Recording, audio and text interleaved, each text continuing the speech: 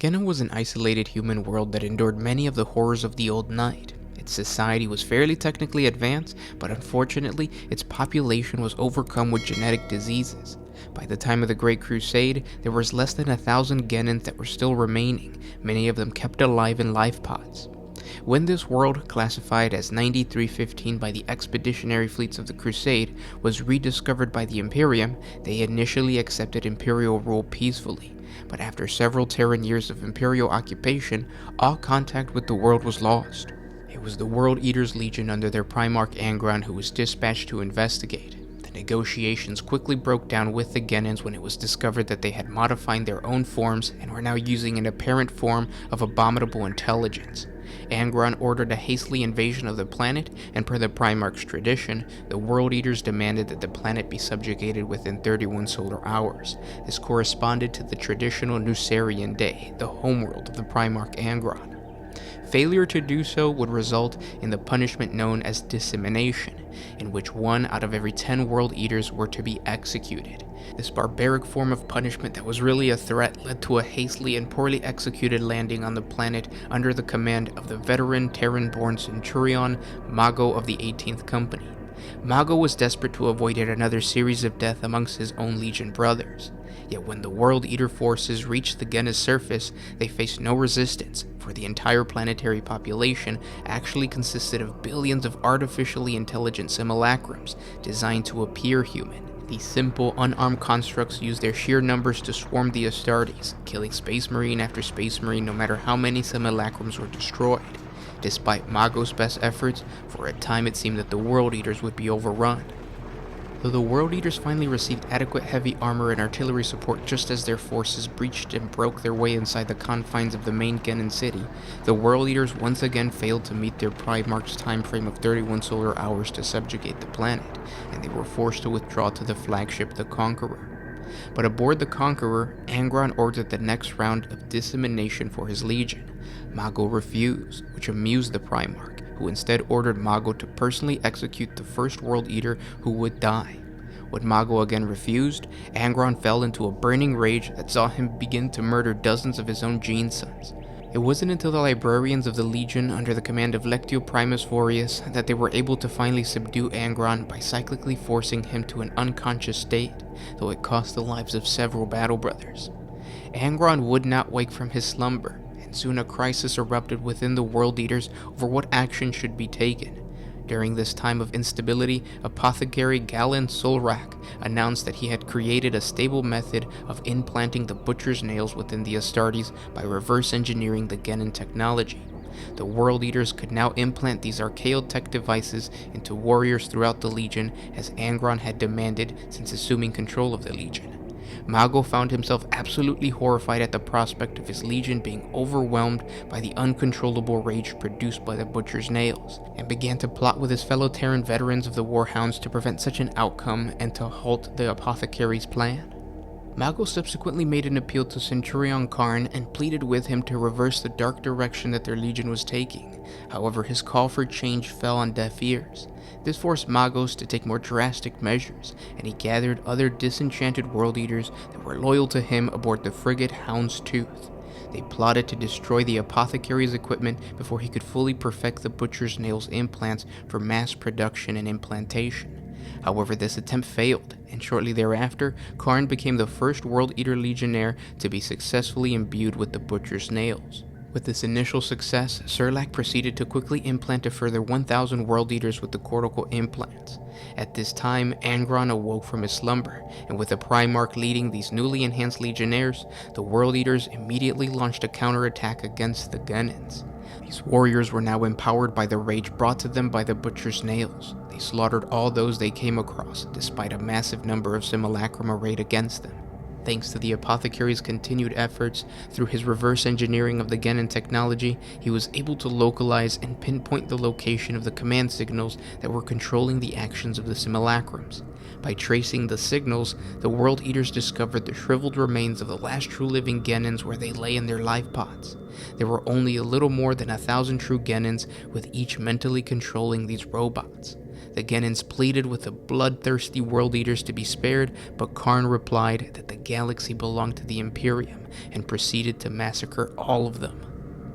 Meanwhile, Mago and his conspirators felt that they had no option left to save their legion. They plotted to subdue Angron, Karn, and the other World Eaters who had been imbued with the Butcher's Nails. They intended to bring him before the Emperor himself for judgment. After the massacre of the Genins was carried out, the World Eaters on the surface were confronted by Mago and his supporters. They pleaded with the Primarch and Karn to halt the madness, but once again their pleas were ignored, and soon a battle broke out between both factions. During the subsequent fighting, Mago was confronted and then beset by his former friend Karn, and before he was beheaded, made a final declaration. The Legion would be damned by their actions and the dark path that Angron was forcing them to walk. Mago's final words would later prove to be prophetic. With the death of their commander, the remaining rebels halted in mid-battle and submitted themselves for Angron's judgment. With the Legion once again united, the World Eaters proceeded to scour the surface of Genna clean of life, leaving no structure intact and no Genin life alive in a single night of monumental bloodshed. It was said that the psychic death screams of the dying were audible to Imperial astropaths across half a sector. In the aftermath of this massacre, calls of censure against the World Eaters resounded within the Terran Council. Soon after, the Primarch Leman Russ and his Space Wolf Legion were dispatched to Genna to confront Angron and his World Eaters, to halt the implantation of the deadly Butcher's Nails. And that's the lore on the pacification of Genna, or I guess you could say the Space Marines versus the human empire that controls robots, or I guess you could say the implementation of the Butcher's Nail within the World Eaters Legion. A lot of lore within that small little story. So I hope you guys enjoyed. Now I want to move on to some Q&A. So you guys left off some questions for me in the previous 40 Facts video. If you guys need help like creating or squeezing some lore into your warband or your homebrew chapter or something, just ask down in the comment section below and we can try to figure out, you know, whatever question you might have, or if you guys just have questions about the 40K universe in general, just ask down in the comment section below. But these questions are coming from the video 40 Facts and Lore on the Chaos Space Marine Delvaris of the World Eaters in Warhammer 40K. What's cool about that video is it was posted a couple days ago, but Battle Brother Delvaris, he's a World Eater that turned into, I think, a Possessed. That lore is pretty cool, so go check it out. But what's cool about Delvaris is that he actually fought in the pacification at Genna. He was one of the ones with the Butcher's Nails, I believe. Yeah, that's how it's connected. But let's get to the questions. So this question comes from Scott Chambers. Are there any Titans dedicated to each of the Chaos Gods, or are they all undivided? I think it would be really cool to see a massive Plague Walker. Yes, there are individually like empowered Titans by the Chaos Gods. They each have their own name, and I think we've done a 40 Facts video on them. So if you check out, or if you look up on YouTube, 40 Facts and Lore on, I think it's either going to be Chaos Titans or, no, yeah, I think it's Chaos Titans. I don't think I have them as individual, like Nurgle Titans, Khorne Titans, Slanesh Titans, or anything like that. I'll put a link up above if I can. If not, like I said, I think if you just look up 40 Facts and Lore on Chaos Titans, it should show up. And each one of them obviously has like special like little gimmicks that pertain to the Chaos God. Weapons, pretty much mostly, but yeah. This next question comes from Brandon Frakes. What is the most elite/feared unit of the Adeptus Astarte lore? The Sanguinary Guard, the Morlocks, etc. And also, could you do a video on the greatest Astartes of the 30K era? I love your channel. Thanks, man. In my opinion, the most feared unit in the Space Marine lore is the unit that even the Primarchs themselves did not like. I think they were called the Destroyers. And they were basically Space Marine battle brothers that carried weapons of mass destruction, radiation weapons, so like atomic bomb causing type of guns and stuff like that. The radiation from these weapons would even slowly like deteriorate the superhuman bodies of the Space Marines. We have a 40 Facts video on them. I'll put a link up above because I don't think I can't remember if they're called the Destroyer Squads. I think they are, but yeah. Good question. Next one comes from, oh, and yes, I will do a 40 facts video on the greatest Astartes of the 30K era, for sure. The next question comes from J-Day. Have there ever been a case of Chaos Space Marines redeeming themselves and returning to the Imperial fold? No, not really. There's been Chaos Space Marines that turned traitor during the 30K era, then realized, like, no, our Primarch has gone crazy. Usually they were Terran-born, so they were actually, like, they followed the Great Crusade, and then they found their Primarch, and then they just were folded into the New Legion. But then they like regret, and then they try to fight back, and then they were pushed away by their legion, now traitor legion, and then they became Black Shields. So we also have a 40 facts video on Black Shields, so check that out. And then in the current era, the 42nd millennium, my nose is getting all stuffy, I don't know why, but in the 42nd millennium, you have battle brothers like Cypher, who is part of the Fallen, so he's technically a traitor, but he still sometimes works for the Imperium or for the favor of the Imperium and for to help humanity. But there's like schemes and plots along the way, so he's not really like accepted by the Imperium, which is why he couldn't see the Emperor. He wanted to like have a council with the Emperor, was not allowed, because at the end of the day he's a traitor and he's a sneak, you know. And then you could also find some characters within the Alpha Legion that kind of fulfill a similar role, where they're traitors because they're Alpha Legion, but they're working to support the Imperium. But remember, just because you're helping the enemy doesn't necessarily mean that you're all of a sudden a good guy or whatever. Next question comes from the big one. I love Popeyes, but my second baby's mom loves KFC. Is that a deal breaker for our relationship? Yeah, pretty much. Anybody who likes KFC probably doesn't like flavor all that much. So it's up to you. Next question comes from Theodore Thompson. For the record, I beat COVID and literally never got sick. Stay frosty, friend. Caught up on my painting by myself. Yeah, I had some friends I had a friend who was like that. Him and his brother both got COVID. He was perfectly fine. He was even still working out in his basement. His brother was dying. He never actually made it to the hospital or anything like that, or he didn't have to go to the hospital. But like that goes to show, like, two people in the same household both got COVID. One of them is perfectly fine. The other one is like, yeah, not feeling so good. So it's weird. But next question comes from, I guess we'll do John McHugh. Since Space Marines have been known to look down on lesser humans, do the Primaris look down on Space Marines as lessers? No, Primaris Marines do not look down on the Firstborn. The Firstborn are like the OG Space Marines. There is respect, and they understand that the old Marines, or the Firstborn Marines, have a role to play within the Imperium. There's still rivalry, but there's rivalry in every single chapter. Like, you could have two Firstborn, like you could have a Firstborn chapter where it's all Firstborn, and they're still going to try to compete amongst each other, like unit against unit and stuff like that, and have rivalries between like captains and stuff like that. But no, there isn't. It's not the same as like Space Marines looking down on Imperial Guardsmen. Next question. If you want to fit that into your lore, you can.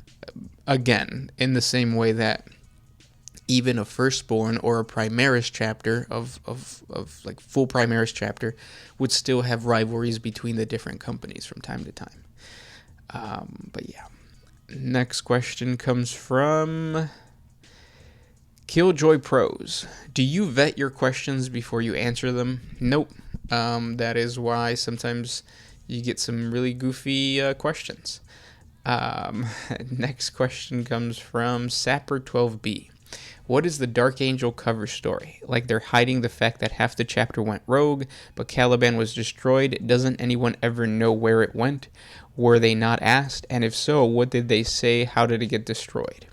I'm gonna do a refresher on the 40K lore, or on the lore on the Dark Angels, so 40 facts and lore on the Dark Angels in the fall, and all that kind of stuff. But for the most part, if you've noticed, like when you deal with Space Marine chapters and how much information they have to give to the Imperium, it's very little. Yes, the Adeptus Mechanicus still collects gene seed tithes, but they don't necessarily like dive into the records of these Space Marines and say like, whoa, who is your successor chapter, or who is your Primarch, and all that kind of stuff, which is why so many Space Marine chapters, it's unknown who their Primarch is, because the Imperium itself respects the autonomy of the Space Marines, which is why you have like the Space Wolves, they have the Wolfen curse, but nobody says anything, or at least the Imperium doesn't say anything. You have the Blood Angels with their Red Thirst and their Black Rage, but nobody says anything. You have the Flesh Tearers, who's literally draining the blood of the people that they were protecting, but nobody says anything. It's gotten now to the point where, like, even when the Inquisition, well, I wouldn't say it's gotten to the point, but it's always been like this. Even when the Inquisition tries to, like, overstep that boundary of, like, crossing the autonomy of the Space Marines, bad things happen. You should check out our 40 facts on the Space Wolves versus the Inquisition. The Inquisition made it all the way to Fenris just off of pure, like, pride and arrogance of, like, no, we told you guys not to do this, or we told you guys to do something and you didn't do it. And now you're going to feel the wrath of the Imperium and the Inquisition, and the Space Wolves were like, well, then bring it. And they pushed back the Inquisition. So there's like this balance of there has to be mutual respect, and when that mutual respect is broken, as far as like, you know, like cover stories and stuff like that, and the Imperium tries to go after the Space Marines fight back. And you don't want that, because the Space Marines are super, super powerful. As a military force against the Imperium, because at the end of the day, it's just humans, and like that's why like a cover story for the Dark Angels in the Fallen and all that kind of stuff, it kind of gets put or brushed under the rug, because of the bureaucracy that exists within the Imperium, and because they know to respect the Dark Angels, a first founding chapter, and their whole little thing. But yeah. Next question comes from Marshall Smith. Are you guys gay? No, we're not. But thanks for asking. Yeah. Next question comes from Damned Legion. As it's written, the Beacon Angelus allows you to use it on the first turn, but can you take a unit out of the teleporter or reinforcements? As it is written, you should be able to do it for the first turn. I'm not sure, because I don't really know what rule that is. Usually what happens within our group is if we have a rule that is kind of like, we don't agree on the interpretation as it is written, we usually take a vote. If the vote is like a split 50-50, then we usually just roll off 4+, you can do it, and then that's how we go about solving those things.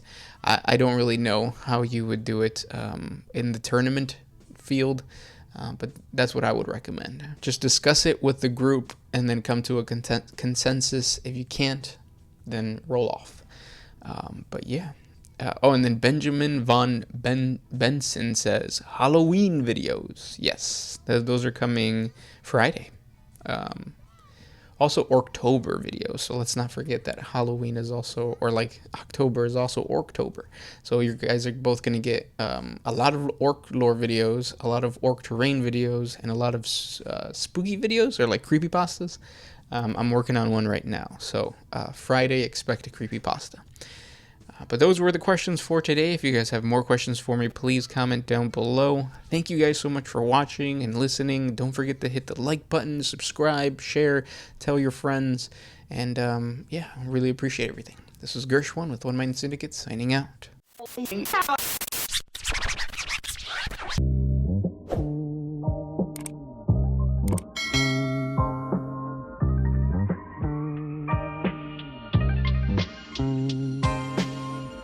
Always used to put my freedom first in any situation.